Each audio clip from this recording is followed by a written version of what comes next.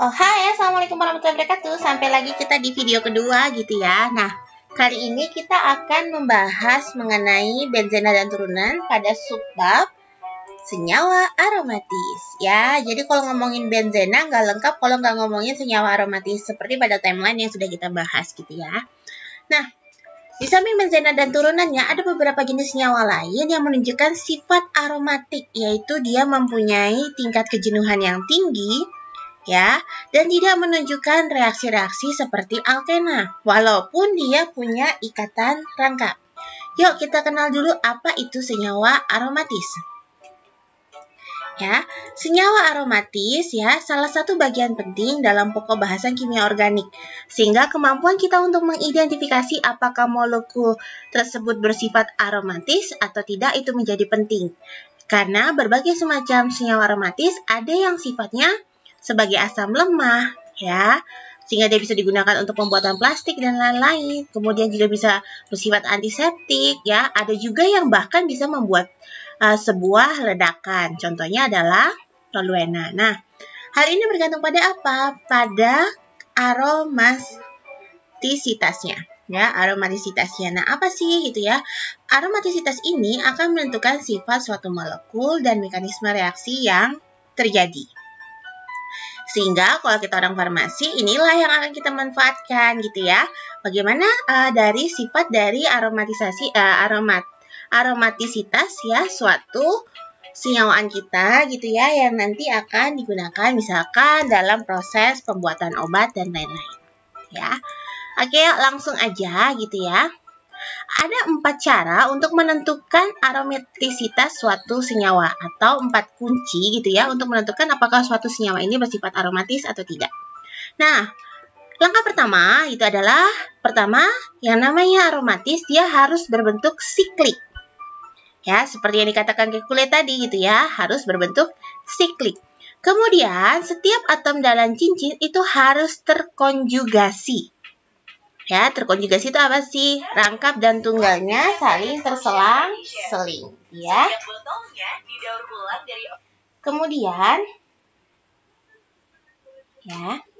Kemudian kita lihat lagi, yang ketiga adalah apa? Molekulnya harus memiliki ya, rumus 4n+2 untuk elektron V-nya. Ya, atau dia mengikuti aturan Haeckel. Nanti kita akan lihat gitu ya, apa itu aturan Haeckel.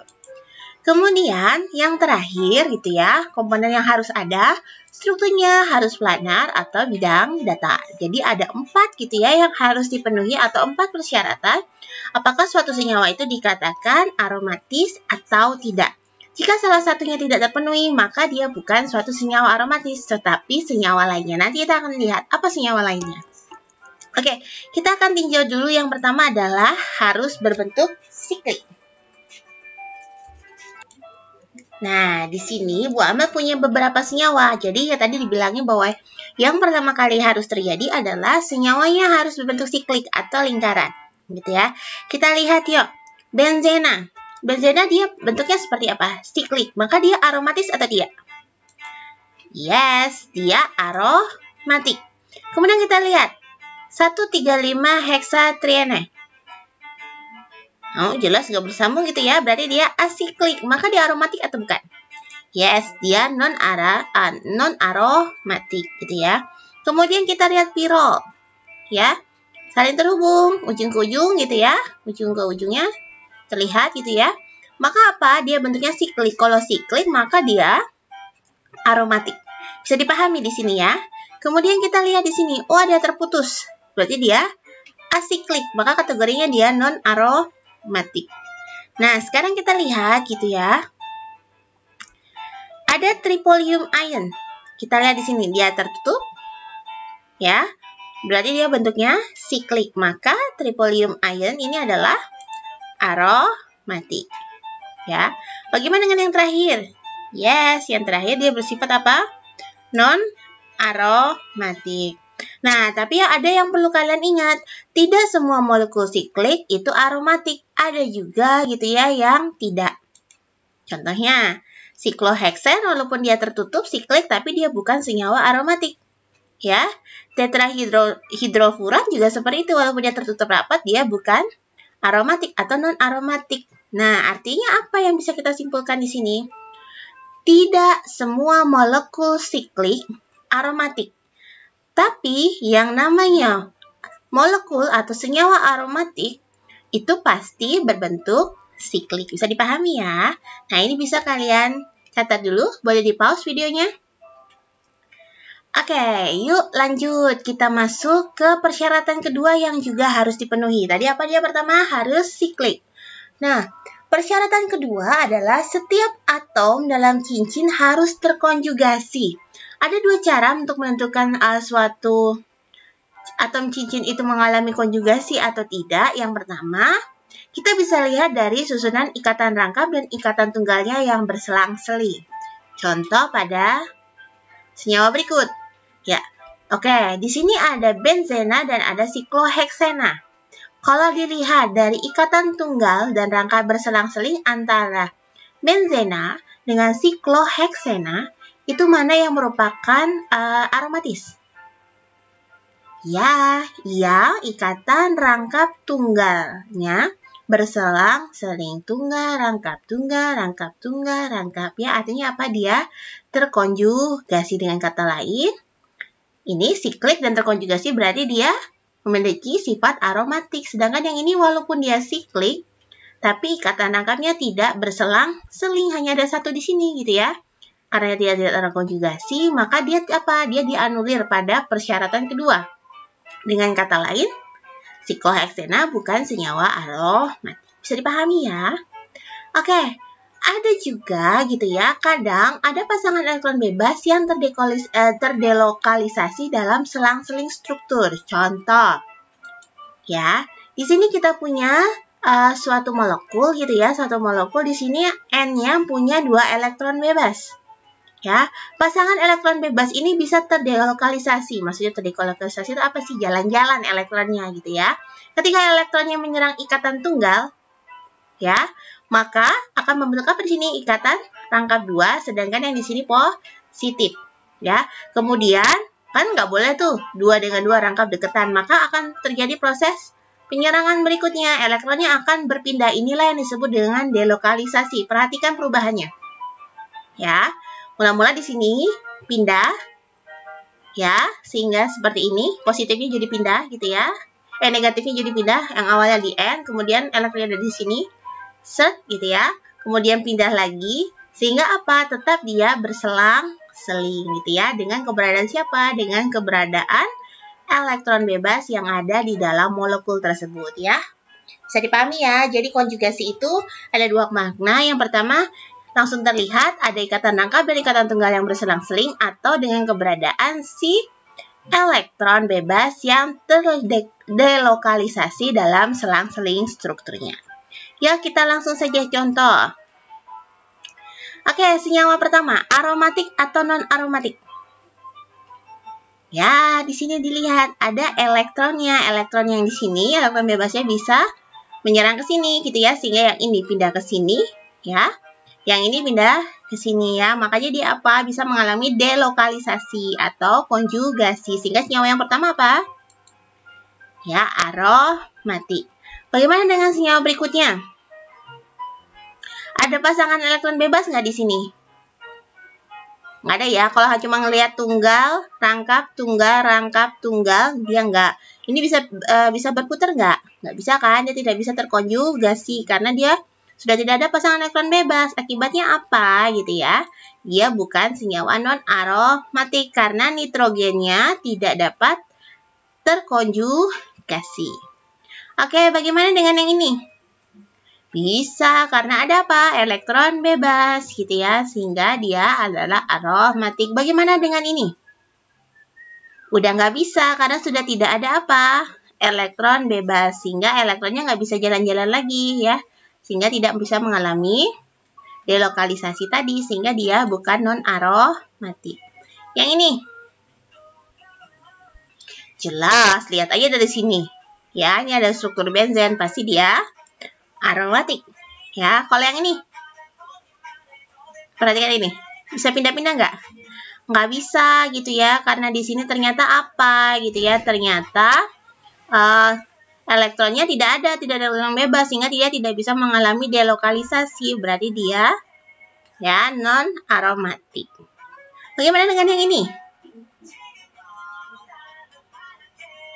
Yes, bisa. Kenapa dia bisa? Karena ingat, ini kan ada ikatan rangkapnya ya. Ikatan rangkap ini kayak akan elektron. Dia akan menyerang situs positifnya, sehingga nanti bisa berpindah-pindah ya. Sehingga apa? Kita mengatakannya semua atomnya gitu ya, karena dia bisa pindah, punya kemungkinan untuk mengalami konjugasi ya. Makanya dia aromatik.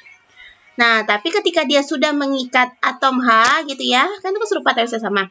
Ya, sudah tidak ada lagi situs positifnya. Akibatnya apa? Tidak bisa melakukan delokalisasi atau tidak bisa mengalami konjugasi. Atom C-nya tidak terkonjugasi. Ya, makanya dia bukan non-aromatik. Ya, jadi nanti untuk memahami ini, kalian boleh putar ulang video ini, gitu ya. Oke, yuk. Bisa di-pause dulu, kemudian dicatat syarat kedua. Yes. Kemudian kita masuk ke syarat ketiga. Nah, syarat ketiga, molekulnya harus memiliki elektron V yang setara dengan 4N plus 2, di mana N-nya nanti adalah bilangan bulat, atau yang kita kenal sebagai aturan Haskell. Nah, ini dia penemunya. Ya, ditemukan pada sekitar abad ke-19 gitu ya. Nah, menurut Erich Haskell, di tahun 1931, dia mengatakan apa? Suatu senyawa yang mengandung cincin beranggotakan 5 atau 6 itu bersifat aromatis jika, ada kata-katanya. Suatu senyawa yang mengandung cincin beranggotakan 5 atau 6 cincin ya, beraromatis jika yang pertama, 1. Semua atom penyusunnya terletak dalam bidang datar dan planar. Ya. Kemudian ya, yang kedua apa? Setiap atom yang membentuk cincin memiliki satu orbital 2p. Ya. Kemudian yang ketiga, ya, memiliki memiliki elektron V ya dalam susunan siklik dari orbital 2p dengan nilai berapa? 4n plus 2, di mana n merupakan bilangan bulat, yaitu 0, 1, 2, 3, 4 dan seterusnya. Sedangkan V adalah jumlah elektron yang ada pada ikatan V-nya.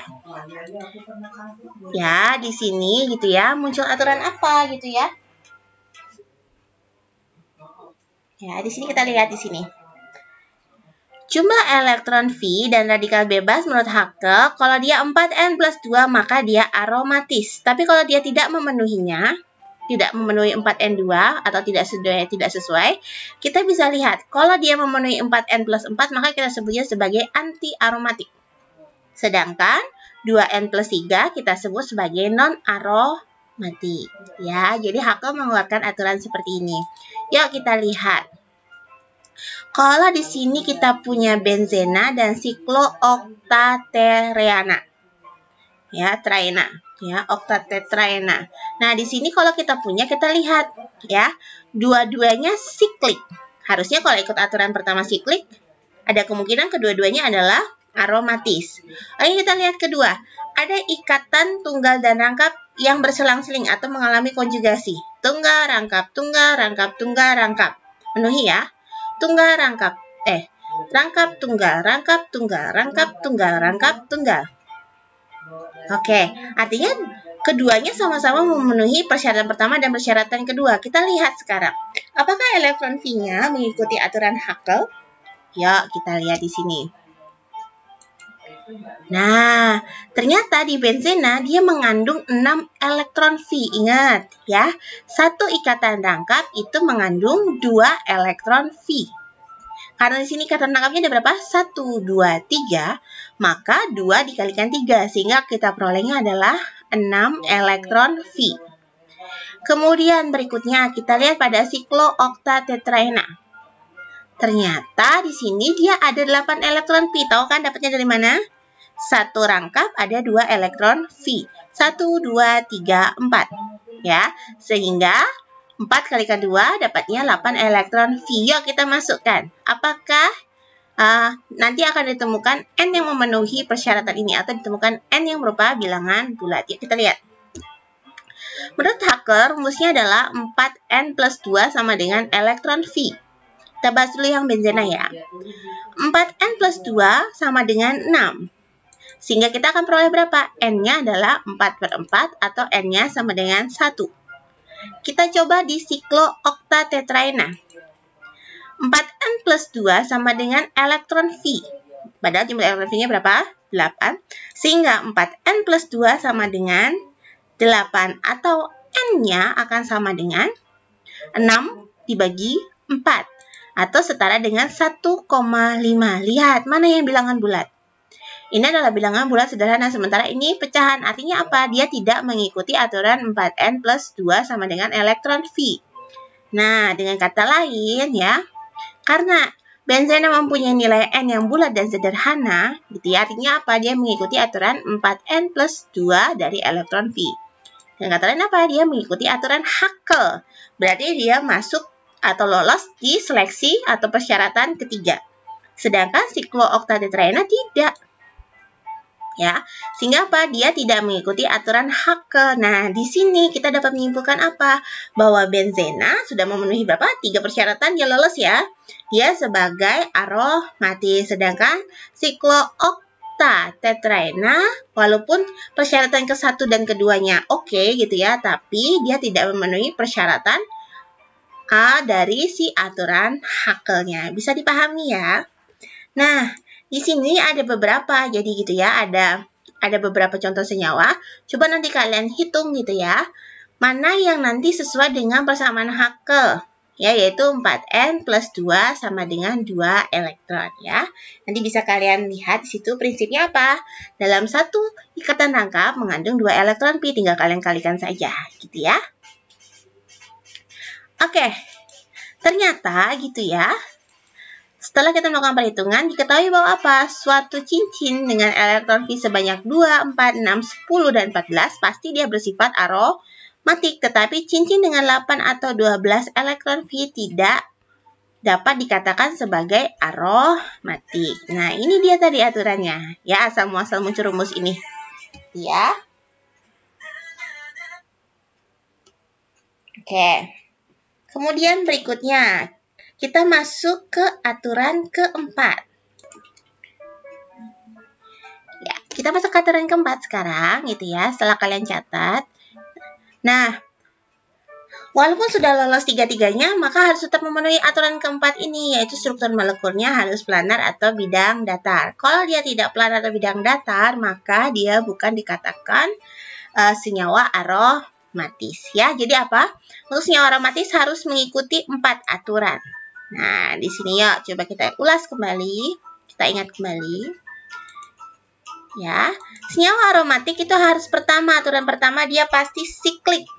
Kemudian dia terkonjugasi. Yang ketiga dia harus mengikuti aturan Hacker, yaitu 4N plus 2 untuk jumlah elektron V-nya. Dan pastikan dia mempunyai struktur planar atau hibridisasinya sp2. Kalau misalkan dia tidak, gitu ya, maka kita katakan salah satu aja tidak terpenuhi, maka dia bukan senyawa aromatik. Nah, bisa ada 2 jenis gitu ya. Kalau yang dia siklik terkonjugasi, strukturnya planar tapi tidak mengikuti aturan Hacker, maka kita sebutnya sebagai anti-aromatik. Ya, sedangkan kalau dia terkonjugasi gitu ya, strukturnya planar tapi dia tidak siklik, serta dia punya aturan 2N plus 3 untuk elektron V-nya, maka dia masuk sebagai non-aromatik. Jadi kalau misalnya nanti Bu Amel tanya gitu ya, ada beberapa senyawa, Bu Amel gambarkan strukturnya, maka silahkan lihat dia pertama siklik apa enggak. Kemudian terkonjugasi atau tidak. Ikut aturan Hacker atau tidak. Kemudian strukturnya planar atau tidak. Baru kita bisa menyimpulkan bahwa struktur molekul tersebut bersifat aromatik atau tidak. Sampai sini bisa dipahami ya. Nah, itulah pembahasan pada subsesi senyawa aromatis di pembelajaran benzena dan turunannya. Oke? Pada video ketiga, kita akan belajar mengenai tata nama pada senyawa benzena. Ya. Baik dia yang tersubstitusi monosubstitusi, disubstitusi, polisubstitusi, atau benzena dengan polisiklik.